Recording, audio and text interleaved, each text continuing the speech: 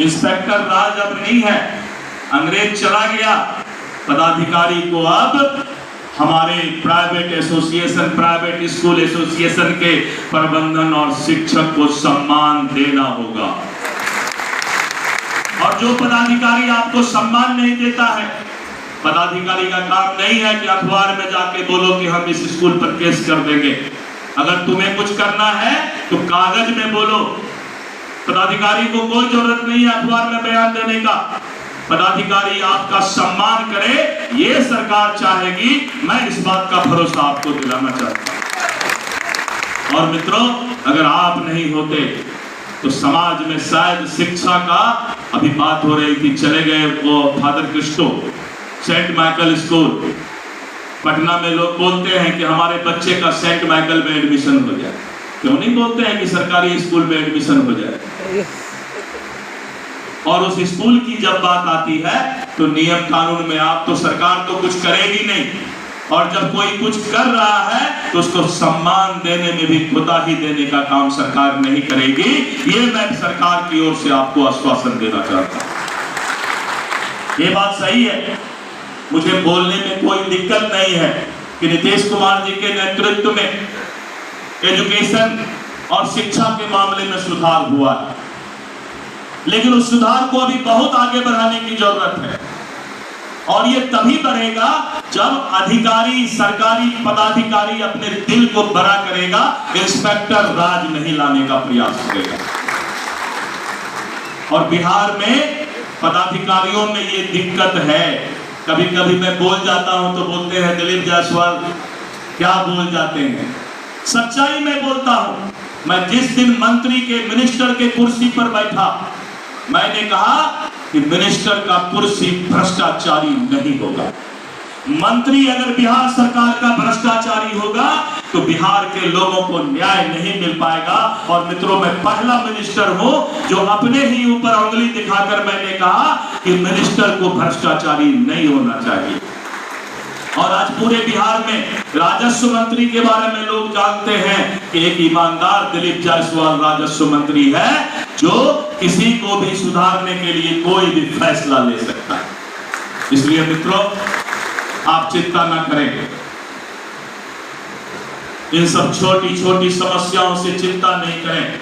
सरकार ने जब पॉलिसी बनाई है कि गरीब विद्यार्थी को पढ़ाने वाले स्कूल को उसका जो पेमेंट है, उसका जो अनुदान है वो सरकार देगी, तो मैं बात करता हूं, पदाधिकारी का ट्रांसफर होते रहता है, उससे कोई चिंता की बात नहीं है। मैं सरकार से भी बात करता हूं, पदाधिकारियों को भी अभी यहां से जाने के बाद बात करूंगा, और आपका जो भी बकाया है वो बकाया पैसा आपको मिलेगा।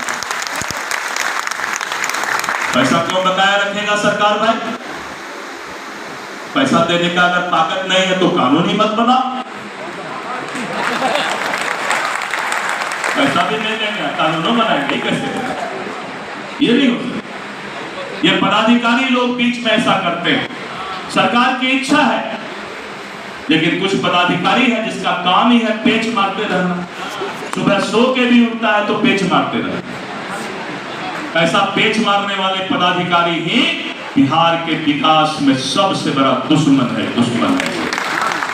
अपने भी सुखी नहीं रहता है। वो ऐसा पदाधिकारी जो खाली पेच मारने का काम करता है, पैसा कमाने के चक्कर में रहता है, भ्रष्टाचार करता है, बिहार को बहुत पीछे ले जाने का काम करता है, वैसा पदाधिकारी ना तो उसका परिवार सुखी रहता है, ना ही वो पदाधिकारी सुखी रहता है। इसलिए मित्रों, चिंता मत कीजिए।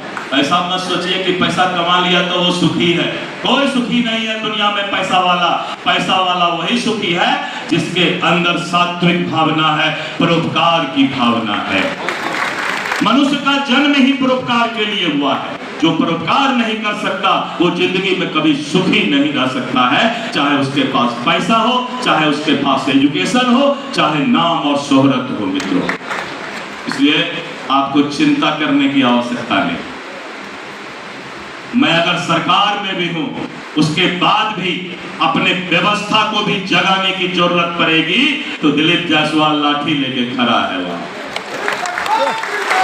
मित्रों, आज मुझे बहुत खुशी है तारिक साहब ऐसे सुलझे लोग, विकास वैभव जी ऐसे यूथ आइकॉन, समाज साहब जिन्होंने इतनी बड़ी संस्था यहाँ पर खड़ा किया है।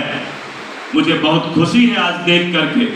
इतना भीड़ तो नेतागिरी में जमा हो जाए तो नेता लोग बहुत खुश होते हैं।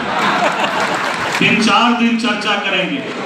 बहुत भीड़ था, ऊपर भी आदमी था। तो अगल बगल रहने वाला बोलेगा नहीं देखे सर, उसके बाद भी था।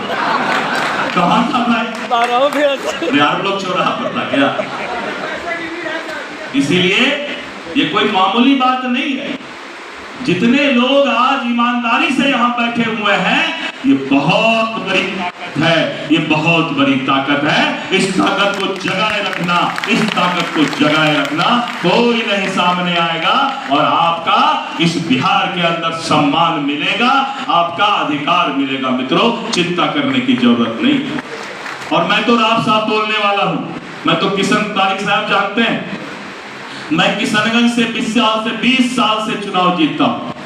पूरे देश में कश्मीर के बाद सबसे अकलियत, सबसे ज्यादा मुस्लिम भाई किशनगंज में रहते हैं और वहां से मैं 20 साल से चुनाव जीतता हूं बीजेपी से।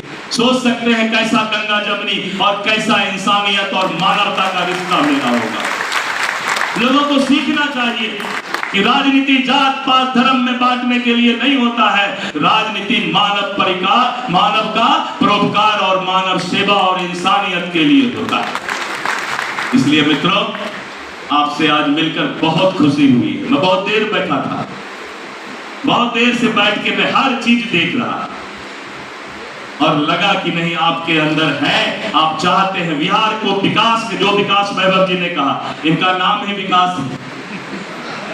भगवान ने इनका नाम भी जब रखे होंगे, इनके माता पिता, पूज्य माता पिता जी, उनको मालूम होगा कि ये इंसान जरूर आगे में विकास की चिंता करेगा। बिहार का विकास तभी संभव है, 2047 में भारत तभी विकास करेगा जब आप ऐसे लोग समाज को शिक्षित करने का काम करेंगे। मैं आपको हृदय से अभिनंदन करता हूँ, हाथ जोड़कर मैं आपको प्रणाम करता हूँ कि आपका जो समाज के लिए किया हुआ काम है, इसको दुनिया कभी नहीं भूलेगा, इसको दुनिया कभी नहीं भूलेगा। मैं इतना ही बात करके नेतागिरी वाला भाषण ज्यादा नहीं दे सकता हूँ। मैं पूरा नेता अभी नहीं बना, धीरे धीरे करके नेता बन रहा, लेकिन आपको मैं अभिनंदन करता हूँ, प्रणाम करता हूँ। जय हिंद, जय भारत और जय प्राइवेट स्कूल एसोसिएशन। धन्यवाद।